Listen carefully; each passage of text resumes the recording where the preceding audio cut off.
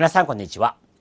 자, 우리가 N3에서 파트 2 문제가 6문제가 출제가 됩니다. 자, 파트 2는 히라가나를 보고 맞는 한자 찾기 문제가 출제가 됩니다. 자, 그러면 비슷한 한자라든가 유사 한자를 어떻게 구분해야 할 것인가, 그러한 한자가 나왔을 때 일일이 암기를 해야 될 것인가 라고 하는 딜레마에 빠질 수가 있습니다.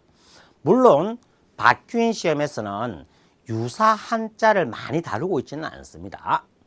그래서 유사 한자를 몇 개 정도만 구분하는 방법을 알고만 있다면 유사 한자에 대한 자신감, 소위 말하는 파트 2 한자 찾기 파트에 대해서는 굉장히 여러분들이 자신감이 붙을 것입니다. 자, 그러면 예제가 되는 문제를 보시면 아메노타메 학교의行動で 卒業式があった. 卒業式が 오코나와랬다. 졸업식이 행해졌다. 行動, 강당이란 단어가 나와 있습니다. 일단 보기 1, 2, 3, 4의 오른쪽 단어를 보았을 때는 당자는 전부 다 똑같습니다. 그럼 보기 1, 2, 3, 4의 왼쪽에 있는 글자들이 헷갈릴 수가 있습니다. 자, 하나씩 분석을 해보겠습니다. 자, 보기 1번의 부수를 보시면 조개패자가 나와 있습니다. 자, 이 글자를 조개패자라고 하는데 옛날의 화폐에 다니는 조개였습니다. 그렇기 때문에 조개패자가 들어가는 글자들은 전부 다 돈과 관련된 글자가 굉장히 많이 있습니다. 예를 들어서 우리가 여러분들이 물건을 사다 할 때 카우 할 때도 조개패자가 들어가 있다는 것을 알 수가 있습니다. 그래서 이 글자는 한국말로 구자로서 읽기가 코가 되지만 돈과 관련된 단어. 자, 그러면 이 구자는 돈과 관련된 단어다. 구독, 뭐 신문을 구독하다 할 때 구독, 코독구. 그 다음에 구매, 사는 거 나와 있죠. 요 구매가 나와 있죠. 코바이. 이런 식으로 1번에 있는 조개패자는 돈과 관련되어 있다라고 생각했을 때 강당은 1번이 정답이 될 수가 없다는 것을 알 수가 있습니다.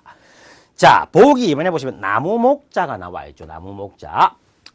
자, 일본이나 한국이나 중국이나 다 한자권 문화. 그런데 이 세 나라의 옛날의 지배 양식, 건축 양식은 다 목조 건물, 나무로 만들어져 있었습니다. 그래서 나무목자가 들어가는 한자들은 뭐가 만들어지다, 이루어지다, 구성되다 이런 개념이 목조 건물이기 때문에, 그래서 이번 역시 한자를 코라고 읽어주고 한자가 한국말로 구로 읽어줍니다. 그래서 만들어지다의 뉘앙스이기 때문에 구성, 코세이 내지 또 구조, 코조 이런 글자들을 있습니다. 물론 세계보건기구 할 때 기구도 만든 것이기 때문에 키코라고 할 수가 있는 것입니다. 아시겠죠? 자, 그 다음에 보기 3번 글자는 삼수변이 있어요. 물과 관련된 글자인데 이 글자는 음으로 미소 내지 도부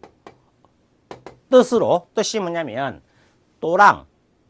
도랑치고 가재 잡다 할 때 도랑을 미저 내지 도부를 읽어주는 겁니다. 그런데 이 3번의 이 글자는 N1 수준의 어휘이기 때문에 N3에서 암기하실 필요가 없는 것입니다. 아직 일단은 우리가 물과 관련되어 있기 때문에 정답은 아니다라는 걸 알 수가 있다. 강당은 답 4번 되겠죠. 말씀문자가 나와 있어요.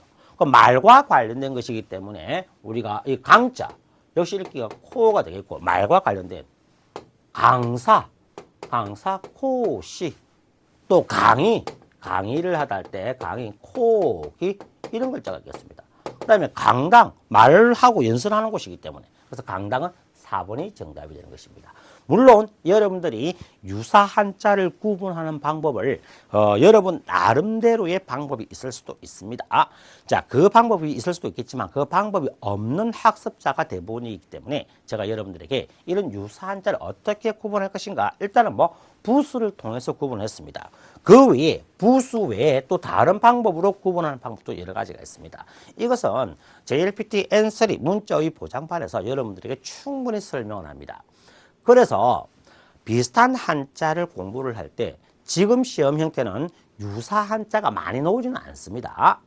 유사 한자가 많이 나오지 않고 명확하게 이것이 정답이라는 걸 알 수가 있지만 유사 문제가 6문제 중에서 한두 문제는 출제가 되는데 그것을 그 문제를 위해서 일일이 암기하는 것이 아닌 어떤 룰을 통해서 원칙과 스킬을 통해서 그것을 여러분들에게 강의를 하고 있기 때문에 파트 2에 대한 두려움을 없앨 수가 있다는 것입니다. 아시겠죠? 그리고 파트 2를 공부했을 때 또 어떠한 장점이 있는가에 대해서도 JLPT N3 문자의 보장반에서 파트 3, 4, 5, 6에서 파트 1, 2를 어떻게 활용할 것인가에 대한 설명도 충분히 하고 있습니다. 그래서 여러분들이 공부를 하긴 하되 어느 정도의 방법과 어떻게 공부를 할 것인가의 방법, 그리고 어떻게 문제를 풀 것인가에 대한 스킬, 요령을 가지고 임해야만 본 시험에서 아주 좋은 성적으로 합격을 할 수가 있다는 것입니다. 아시겠죠?